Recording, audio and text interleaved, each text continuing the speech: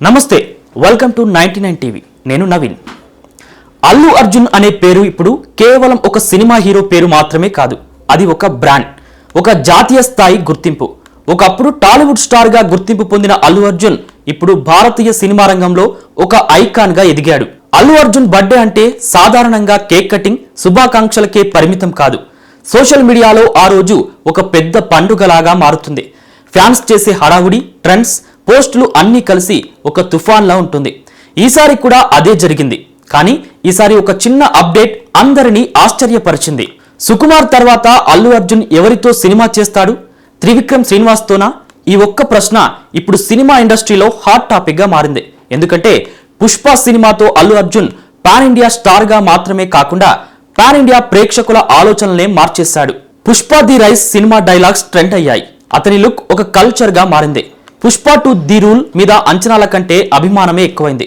ముఖ్యంగా హిందీ ప్రేక్షకుల్లో ఝుకేగా నహీ అనే డైలాగ్ వినిపిస్తే వెంటనే అల్లు అర్జున్ గుర్తుకొస్తాడు. ఇదే నిజమైన నేషనల్ క్రేజ్. ఈ క్రేజ్ ను కేవలం మాస్ ఎలిమెంట్స్ తో కాకుండా బలమైన కథతో, కంటెంట్ తో నడిపించిన దర్శకుడు సుకుమార్. కానీ అల్లు అర్జున్ అక్కడితో ఆగిపోతాడా? అదే ఇప్పుడు అందరి మనసుల్లో ఉన్న ప్రశ్న. ఇప్పుడు మరో స్టైల్, మరో స్కూల్ గురించి చర్చ జరుగుతోంది. అది త్రివిక్రమ్ శ్రీనివాస్. ఆయనను డైలాగ్ మాంత్రికుడు, మైండ్ గేమ్ మాస్టర్ అని అంటారు. అలాంటి దర్శకుడి మాటల్లో అల్లు అర్జున్ మాస్ ఇమేజ్ పడితే ఎలా ఉంటుంది? స్టైల్, బుద్ధి, ఎమోషన్ అన్నీ కలిసి ఒక కొత్త రూపం కనిపిస్తుందని ఫ్యాన్స్ ఊహిస్తున్నారు. ఈ చిత్రంలో అల్లు అర్జున్ టైటిల్ రోల్లో నటించారు.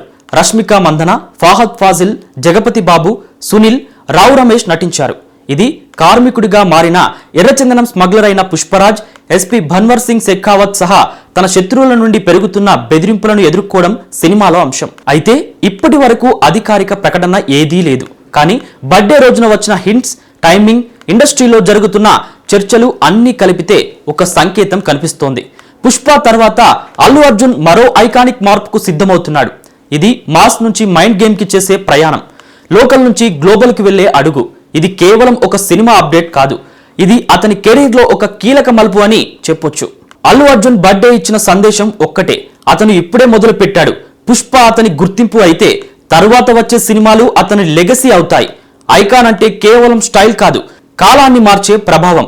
అల్లు అర్జున్ ఇప్పుడు అటువంటి దశలోనే ఉన్నాడు. అయితే విడుదలకు ముందే అనేక రికార్డులు బద్దలు కొట్టింది Pushpa 2. Pre release, pre bookings లో కొత్త రికార్డులు నెలకొల్పింది. 6 భాషల్లో 12,000కి పైగా థియేటర్లలో విడుదలైన ఏకైక తెలుగు సినిమాగా నిలిచింది. కొద్ది వారాలు దేశం మొత్తం అన్ని భాషల్లో ఎక్కడ చూసినా పుష్ప 2 చర్చనే నడుస్తుంది. పుష్ప అంటే ఫైర్ అనుకుంటివా?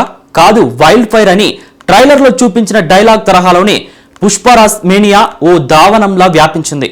అందుకు కారణం పార్ట్ 1 లో పుష్పరాజ్ పాత్ర క్రియేట్ చేసిన ఇంపాక్ట్ అని చెప్పొచ్చు.